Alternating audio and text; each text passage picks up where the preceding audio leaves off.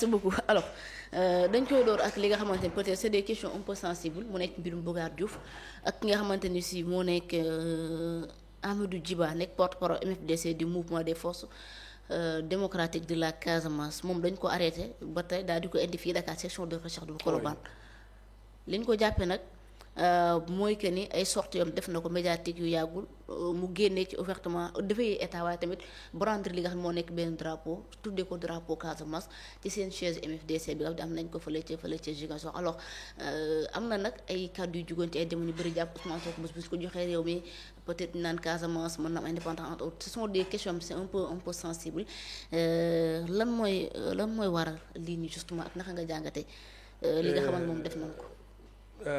Djiba sa sortie xaw na yàgg tuuti ah. waaw mercredi lañ ko jàppoon depuis def na ay weer. ñu ngi doog a xam ne jàpp nañ ko. ah. mercredi lañ ko jàppoon. waaw non mais avant maa ñëw ci jàpp bi. dañoo wax ne. son arrestation est liée à ses récentes sorties. mooy sorties yi mu defoon il y a de cela xaw ma 6 mois xaw ma 7 mois. ok brandir drapeau MFDC. def hymne MFDC. ba pare def déclaration bi mu ko defee man bokk naa ci ñuy wax ne état bu Sénégal lan lay xaar ci ñii. ok gis nañ leen xam nañ fu ñu dëkk. nëbbatuwuñu lan la ñuy xaar ci ñii. il faut qu'on règle leur problème. parce que mënoo nekk ci Sénégal benn dëkk bu ndaw bu nekk biir Sénégal. nga ne dafa war a am indépendance. ñi nga xamante ne ñoo daan xeex indépendance boobu di indépendantistes yi mosuñoo am fitu directement ci woo ay médias ñu ñëw. ñu def ay déclaration de guerre. ba pare brandir un drapeau ba pare def hymne national mosuñu koo def. wala boog ci li ma xam. léegi kii def ko xam nañ këram gis nañ xam nañ adresse am. la presse était là-bas. ñu toog di ko seetaan waxuñu dara defuñu dara. moi je me suis posé la question à savoir. état bu Sénégal lan lay xaar ci ñii d'autant plus que ki nga xamante ne moom mooy le président de la République ak le premier ministre ils avaient dit que. bu ñu ñëwee dinañu régler le problème de la Casamance. tout à fait. Et pour régler le problème de la Casamance il faut régler ça. Et loolu bi mu amee après quelque temps après on a vu que le premier ministre est allé en Guinée. accord yi nga xamante ne état bu Sénégal signé woon na ko avec le MFDC le premier ministre est allé là-bas en Guinée. pour ñu feddali accord yooyu noonu. lu mooy accord de paix yooyu noonu. donte man gëwuma accord de paix dinaa ci ñëwaat. maintenant Djiba ñu jàpp ko ñu informé ñu démb ne ñu jàpp nañ ko. mu coïncider ak l'arrestation wala boog mandat de dépôt wu Bocar Diouf. y a des questions. yu ñu war a mën a poser. ñu ne mercredi lañ ko jàpp. mercredi lañ ko jàpp kañ la ñu convoqué Bocar vendredi lañ convoqué Bocar dina ñëw ci convocation Bocar. mais li ci mën a am mooy Djiba il faut comprendre que MFDC li nit ñi war a mën a comprendre mooy. dafa nekk 2 à 3 partis dañoo tasaaroo. d'accord MFDC dañoo tasaaroo. moom ci benn aile la bokk. am na beneen aile boo xamante ni moom mooy ñoom Atout Badiane. am na beneen aile boo xamante ni aussi ce sont des conservateurs ñoom it donc MFDC am na 3 partis yu nga xamante ne wala 4 partis yu nga xamante ni. ay indépendantistes lañu. tout à fait. Maintenant l'État du Sénégal à chaque fois bu signé accord dañuy gis ne État bu Sénégal à chaque fois bu signé accord de paix avec le MFDC. dina am beneen parti MFDC buy génn fële soit mu def ay attaques. soit mu def communiqué. soit mu def quelque chose comme ça. Maintenant comment on doit faire pour que ñi nga xamante ne ñoom ñoo nekk MFDC wala boog ñi woowee bopp seen bopp MFDC que ça soit muy aile bi wala muy beneen aile bi wala muy beneen aile bi nan lañ war a mën a def ba fexe neutraliser leen ñoom ñëpp. loolu nag bon liggéey la laaj. Pourquoi j'avais dit que je ne suis pas d'accord avec un accord de paix avec le MFDC. Pour man. sama principe la quoi sama gis-gis la. accord de paix boo koy def da nga koy def ak dëkk boo xamante ni da ngeen entrer en guerre yéen ñaar. d'accord alors que Casamance nekkul dëkk boo xamante ne ñun dañoo entrer en guerre ak moom. Casamance c'est une partie du Sénégal bokk biir Sénégal. mu am loo xamante ni moom moo déclenché. cette envie d'indépendance là. Okay. Parce que bu ñu remonter ci ginnaaw il y a plus de 45 ans. ñi nga xamante ne ñoom ñoo fa nekkoon dañoo gis ne Casamance grenier la boo xamante ne moom mooy alimenter le Sénégal ci côté économie agriculture et li ni mel te ñoom amuñu maanaam considération benn ñaareel ba ñu gis ne aussi ñoom comme soriwuñ Guinée-Bissau aussi et Casamance dafa war a nekk partie boo xamante ni maanaam indépendance boppam la war a am et quand je dis de la Casamance je ne parle pas seulement de Ziguinchor Casamance da ngay gis day am Ziguinchor Sédhiou Tamba peut-être ak Kédougou ak Kolda Kédougou genre maanaam le sud dañoo jàpp ne le sud du Sénégal dafa war a nekk maanaam dëkk boppam comme ni Gambie nekkee dëkk boppam ci li nga xamante ni moom mooy biir ci ni ñu découpé donc ñoom loolu moom moo nekk seen xeex bi ça n'a pas été pacifique au début le MFDC était un mouvement pacifique ñu dem ba ci biir ñu commencé jël ay armes xam lu ko déclenché benn xeex léegi ça fait 45 ans ñu ngi xeex loolu noonu et MFDC fexe ba la Casamance nekk le maillon faible du Sénégal tey sooy tiit maanaam sooy tiit ne su nit di déstabiliser le Sénégal ci Casamance la mën a jaar parce que tout simplement Casamance moom mooy le maillon faible du Sénégal Abdoulaye Wade quand il est venu au pouvoir il a dit qu'il va régler le problème de la Casamance en 100 jours bi mu ñëwee gis na ni ça a été très complexe ci côté am et que ñu bari dañoo jàpp ne la guerre casamançaise dafa am ñoo xamante ni maanaam daf leen di dundal y a de ces gens yu nga xamante ni dañuy dund maanaam ci li nga xamante ni moom mooy guerre Casamance bi bu arrêté rek ñoom dootuñu mën a dund et à chaque fois su guerre amee fenn wala xeex am la fay am ñoo xamante ni loolu moo leen di dundal Abdoulaye Wade a fait son mieux Abdoulaye Wade a fait de son mieux pour gérer ça. Maintenant Abdoulaye Wade bi mu jugee Macky Sall bi mu ñëwee Macky Sall a tout fait ci côté non seulement ci côté pacifique. il a essayé de signer des accords de voilà quoi. de maintenir yi nga xamante ni moom la accords yu Abdoulaye Wade defoon. mais am na ay assaut yu am solo yoo xamante ni def nañ ko. mu am ay xeex yu nga xamante ni def nañ ko nangu ay base rebelle tout récemment bi ñu mujjee def mooy assaut bi nga xamante ni général Kandé avec les forces spéciales defoon nañu ko ba ñu dàq général Atoute Badiane ba mu dugg kenn xamul fa mu dem ñu lancé ko un mandat d'arrêt international je rappelle que général Atoute Badiane est sous le coup d'un mandat d'arrêt international. D'accord. Maintenant bi loolu amee ñu récupérer ay bases militaires ay bases Casamance ay bases rebelles parce que li déclenché loolu bu ñu fàtte ne les rebelles dañoo capturé woon ay militaires sénégalais ligoté leen tu te rappelles si ligoté leen bon ça c'est une déclaration de guerre c'est de l'humiliation envers l'armée du Sénégal ñu def assaut boobu noonu donc bi loolu amee da ngay gis ne li ñu gën a nemmeeku ci activités yi MFDC di def biir Casamance moom mooy trafic de bois moom mooy culture chanvre indien du banditisme loolu laay faral di wax ne Casamance amatul rébellion banditisme moom moo fa am d'accord ñi dëkk Casamance dëgg xam nañ bu baax li may wax parce que da ngay gis ñi nga xamante ni ñu ngi def attaque yëpp maanaam boo déggee ñu ne la attaque am na rek dañuy attaquer benn convoi wala ñu attaquer benn dëkk jël lañu moom daw dem seen yoon wala boog nga gis ne li tax attaque di am parce que militaires yi découvrir nañu circuit bi ñuy jaar pour dagg bant di ko jaarale di ko yóbbu Gambie wala Guinée-Bissau ñu interpeller leen xeex am mu am ci ay gaañu wala mu am ñu ci faatu et je rappelle aussi que lui là nu mu tuddati le grand journaliste Madiambal Diagne avait dit que am na un militaire sénégalais boo xamante ne dañ koo capturer bi mu ko waxee léegi mu ngi bëgg a yàgg dañ koo capturer biir Casamance ba léegi xamuñu fan la nekk ak lan mooy ses nouvelles te ba léegi nii loolu amaguñ ci beneen information ba amuñ ci beneen xamuñu ba léegi ndax militaire bi mu ngi ci loxoy rebelles yi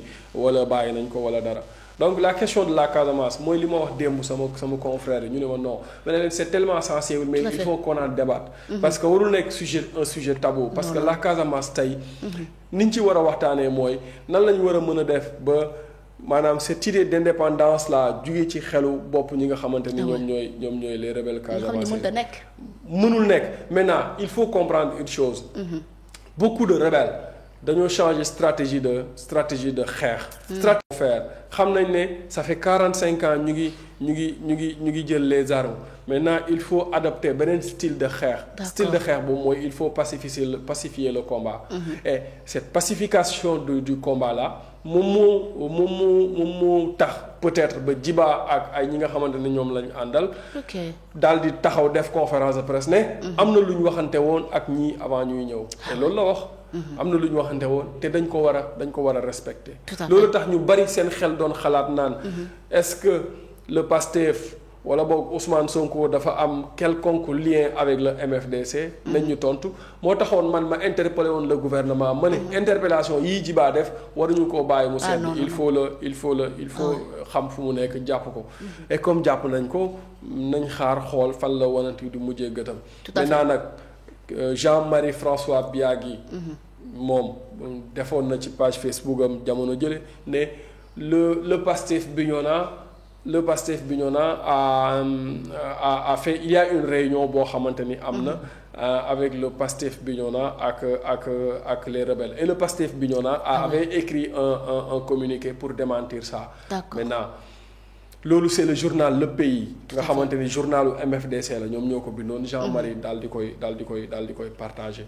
Donc cette question de la Casamance il faut qu'on la règle une bonne fois pour toutes. Bien sûr. Et ñu jàll ci leneen soxna Adji. Tout à fait foog ñu leeral quoi bu dee comme am na lu ñu diggante moom protocole yi dañ ko war a leeral. parce que waruñoo dil ci doodu askan wi te nit ñi xamuñu lu xew. Alors lu xaw a nuroog moom ba tey mu nekk mbirum ki nga xamante ni si moo di Bougar Diouf moom tamit nañ xam ne place nañ ko en garde à vue pour li nga xamante ni si moo di diffusion de fausses nouvelles. Alors pourquoi diffusion de fausses nouvelles vu que déclaration yi bari na te bokk na ci li nga xamante ni si waxoon na ko mu nekk mbirum mu nekk texte bi nga xam def na ko sur sa page Facebook ci mbirum sécurité entre autres déjà moom leen il réfère li nga xamante ni si moo di ses propos mën nañ ko tàppe leen lu dul diffusion de fausses nouvelles n'est-ce pas. waaw xam nga je suis en train de voir son truc là nu mu tuddati son tweet parce que. dafa am lu ma ci jaaxal parce que 3 paragraphes la. 3 paragraphes la d'accord voilà tweet baa ngi nii 3 paragraphes la c'est que Bougar li tax ñu toppee ko diffusion de fausses nouvelles. jaaxalu la yow kese man mii daf ma jaaxal. D'accord. Moi je m'attendais à ce que ñu toppee ko peut-être attentat à la sûreté de l'État non atteinte à la sûreté de l'État. Tout à fait. Wala jeter de discrédit dans l'armée wala ci institution. Bon quelque chose comme ça. Mais diffusion de fausses nouvelles ci déclaration bi lan moo ciy diffusion de fausses nouvelles li mu wax ne li mu wax ne rebelles yi dañuy jënd arme Casamance mooy diffusion de fausses nouvelles. wala li mu wax ne Ousmane Sonko dafa bëggoon dugg conseil de sécurité mooy diffusion de fausses nouvelles. wala li mu wax ne général Kandé la question maanaam li ñu jëlee général Kandé ci armée bi. dafa c'est pour déstabiliser l'armée mooy diffusion de fausses nouvelles. Ok. ban moo ciy diffusion de fausses nouvelles parce que wax na ne. li nga xamante ni moom mooy kii wax na ne li nga xamante ni moom mooy MFDC. nee na nañu leen wax ñu bàyyi di jënd arme France ak Turquie. Ok. Alors est-ce qu'il a des preuves que MFDC dafay jënd arme France ak Turquie. waaw loolu di jar na laaj. ak kañ la MFDC di jënd arme. ban période la gis ne MFDC mu ngi jënd arme France ak Turquie. Nous tous savons que MFDC est armé. Ah ouais. Et assaut bi ma lay wax sànq. bi ko général Kandé ak ñooñam defee on a vu que récupérer nañ ay armes yu nga xamante ni. ay armes yu nga xamante ni maanaam ay armes lourdes la ay Kalachnikov ay armes de dernière génération donc il faut comprendre que ces armes là MFDC moo ko moom. léegi MFDC fan la jëlee armes yooyu sûrement daf ko jënd. waaw tout à fait bii la. texte bi n'est-ce pas. voilà texte bi la. daf ko jënd. MFDC daf ko jënd kañ la ko jënd ak ban circuit lay jaar su koy jënd on ne sait pas. non. maintenant ndax loolu mu wax noonu ci premier paragraphe yi moom mooy diffusion de fausses nouvelles. bu fekkente ne loolu la quelle est la bonne nouvelle. su fekkente ne du loolu qu'en est-il de ces achats de l'achat de ces armements là de ces armes là. tout à fait. MFDC dafay jënd arme fan lay jëndee arme. fan lay jaar. kan mooy facilitateur bi. su fekkente ne loolu lañ ko toppee maintenant bu fekkente ne Ousmane Sonko dafay dugg ci li nga xamante ni moom mooy deuxième paragraphe bi muy wax naan Ousmane Sonko bëggoon a dugg ci conseil de sécurité. bu fekkente ne loolu mooy diffusion de fausses nouvelles quelle est la bonne nouvelle. waaw où est-ce qu'il a appris cette nouvelle là. est-ce que loolu aussi jaroon na ñu koy topp. maintenant beneen bi. moom mooy beneen bi gën a grave mooy le fait que mu ni général Kandé dañ ko jëlee fi nga xamante ni moom mooy armée pour déstabiliser l'armée. tout à fait là c'est grave moom. boobu moo gën a grave. boobu sax mun naa ne suñ ko doon toppee ci boobu noonu duñ koo toppee diffusion de fausses nouvelles. parce que boobu dafa jël boobu mën nañ jàpp ne su fekkente ne maanaam li mu wax du dëgg dafa jëlee discrédit ci li nga xamante ne moom mooy armée. tout à fait il faut comprendre une chose que aussi que Bougane ba léegi coalition Diomaye président la bokk. Dame Mbodj nee na xamu ko Diomaye xamu ko. waaw yow Dame Mbodj te moom il est censé kon ne tout le monde nekk ci coalition bi. coalition Diomaye président. lu tax il est censé. moo ko wax de moom mooy lan. moo ko wax de. moom qu'est-ce qu'il est ci coalition bi. moom nee na bokk na ci les pères fondateurs de la coalition Diomaye président. non moom ban poste lay occupé. non xaw ma ban poste la occupé. na dem jàngale yi ki nga xamante ne moom mooy Bougane. fële la bokk ba léegi démissionné wul te dàquñu ko dañ ko retiré ci groupe bi. léegi diffusion de fausses nouvelles je pense que wax naa ko fii. ci jamonoy Bachir avant Bachir et après Bachir damay continuer di ko wax war nañu dépasser Sénégal nit di tëdd kaso pour diffusion de fausses nouvelles. diffusion de fausses nouvelles léegi nag am na ci yoo xamante ni mënta nekk diffusion de fausses nouvelles. jeter de discrédit la ci li nga xamante ni moom mooy institution. wala atteinte à la sûreté de l'État. yooyu noonu du ay diffusion de fausses nouvelles mais diffusion de fausses nouvelles mooy nga partager. wala nga joxe. nouvelle diffusion une fausse nouvelle. boo xamante ni mën na indi ay jiixi jaaxa ci li nga xamante ni moom mooy xelu askan wi. tout à fait. et pour moi c'est une peine lourde nit di tëdd kaso pour diffusion de fausses nouvelles on a vu Fatou Kiné Cissé. 1 an de prison ferme pour diffusion de fausses nouvelles. là moom c'est grave. donte déclaration yi nga xamante ni wax na ko c'est très grave.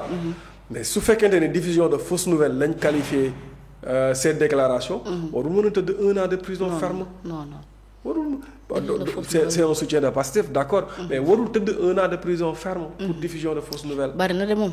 moi je pense que war nañu xoolaat suñu loi ak suñu règlement yi. tout à fait et réew mi àdduna dépassé na fu nit di tëddee prison. pour diffusion de fausses nouvelles très franchement. d'accord alors déclaration Bougar Diouf yi bu ñu sukkandikoo ci Babacar Ba yaakaar naa forum du justiciable xam nga forum civil mu ni kàddu yi mu yëkkati c'est indéfendable kenn waru koo défendre à société civile tey ñoom côté boobu la ñuy fi ci déclaration yu Bougar. waaw ku ci nekk ak sa gis-gis. man déclaration bi Bougar def du ma ko def. ah ouais. je ne le ferai jamais. du tout. te doo ko défendre aussi. non man li may défendre mooy diffusion de fausses nouvelles bi. saa lu muy rek. xaw ma sax. non man li may défendre mooy. diffusion de fausses nouvelles bi. tout à fait. dama ne. Bougar su fekkente ne diffusion de fausses nouvelles lañ ko toppee. jarul muy tëdd kaso. nañ ko amende wala ñu teg ay yeneen daan mu dem ñibbi këram. tout à fait. léegi nag bu fekkente ne déclaration yii mu def. gis nañ ne garaaw na garaaw boo xamante ni tey war nañ ko ci tëj kaso nañ ko requalifier mu bañ a nekk diffusion de fausses nouvelles. su ma nekkoon juge man. wala ma nekk procureur lii du ma ko qualifier diffusion de fausses nouvelles. tout à fait. bi ci suuf dama koy qualifier jeter de discrédit à une institution qui est l'armée nationale beneen bi ma qualifier ko atteinte à la sûreté de l'État. ah oui. atteinte à la sûreté de l'État. tout à fait. man de su ma defoon déclaration bi. dinañ ne ma atteinte à la sûreté de l'État. waaw atteinte à la sûreté bu wax ne. wax leen Ousmane Sonko premier ministre. mu wax Pastef mu wax kii nu mu tuddati. MFDC ñu bàyyi armes yi ñuy jënd Turquie ak France. donc Ousmane Sonko dafa bëgg a wax ne Ousmane Sonko xam na MFDC ñu ngi jënd arme Turquie ak France. tout à fait. te dafa cité ñetti nit. Guy Marius Sagna. Waly Diouf Bodian ak Akhenaton. mais Guy Marius Sagna yàgg naa def genre déclaration yu mel noonu. waaw léegi lan moo tax mu cité ñetti ñooñu. c'est la grande question. Waly Diouf Bodian mooy DG Port. lu tax mu cité ko. côté boobu la dëkk. Guy Marius Sagna député la. foofu la dëkk. dëkk Casamance lu tax mu cité ko. Akhenaton. lu tax mu cité ko. donc moi je pense que tey. yooyu déclaration yu mu def. man de wax dëgg fa yàlla. man personnellement. su ma amoon l'information. que MFDC mu ngi jënd ay armes. Turquie ma am les documents. dama koy wax de. d'accord. dinaa ko wax après ñu jàpp ma waaye dinaa ko wax. mais je ne sais pas s'il a des preuves Wally pour dire que les armes yi port la ñuy jaar donc moo nekk directeur port. moo tax ma ne la c'est la grande question pourquoi mu cité mu tudd Waly Diouf Bodian. mais xam nga yaa ngi fàttali ko ay jamono. am na benn cargaison bu ñu fi jàppoon. boo xamante ne armement ay armes la def. ñu ne xaw ma Turquie xaw ma France lañ wax lay jugee loolu ci je pense que ci jamono Macky Sall la ñu ne Guinée xaw ma Gambie lay dem. si tu te rappelles bien. donc pour dire que yu ci bari buy ñëw. port autonome port bu Dakar lay jaar. tout à fait. maintenant est-ce que Bougar a des preuves que MFDC dafa jënd ay armes yu jaar. port autonome de Dakar. tout à fait. Je sais pas. maintenant mu ngi noonu. mais Momo Cissé xam nga Guy Marius Sagna yàgg na fee xeex cause Casamance yaakaar am na ay kàddu yu fi yëkkati woon ci nguuru Macky Sall ñu bëri jàpp ni sax loolu dañ ko ci waroon a jàpp ci déclaration yooyu noonu est-ce que tamit jàppoon ne am na ay compromis entre l'État ak ñi nga peut-être l'État wala bokk ñenn ci ñi nga xam ne ñoo nekk ci nguur gi ak ñi nga xamante moo nekk les MFDC parce que là aussi ñoom bu ñu demee bu mën a toog wala kenn ku nekk ci ñoom génn def déclaration mel noonu ça veut dire que y a quelque chose qui am na ay gendarmes yu ñu war a leeral Sénégalais.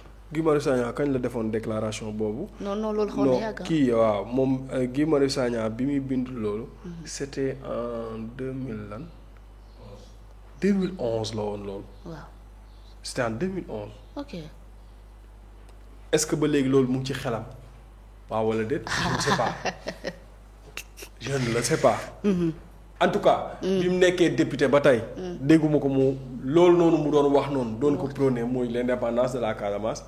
bi mu nekkee député ba tey dégguma mu wax ko benn yoon. d'accord. est-ce que loolu moo nekk ci xelam loolu moo nekk ci xelam ba tey. je ne le sais pas mais daal lu mën a am mooy. cette question de la Casamance. nekk na question bu nga xamante ni. c'est un sujet tabou. Et ça ne doit pas l'être. Ça ne doit pas l'être parce que Casamance mooy maillon faible du Sénégal il faut qu'on en discute. Tout à fait. Donc il faut qu'on en discute il faut qu'on essaye de trouver des pistes de solution pour régler ce conflit-là une bonne fois pour toutes. Tout à fait. man lu laa gëm. ok merci beaucoup alors ginnaaw Casamance.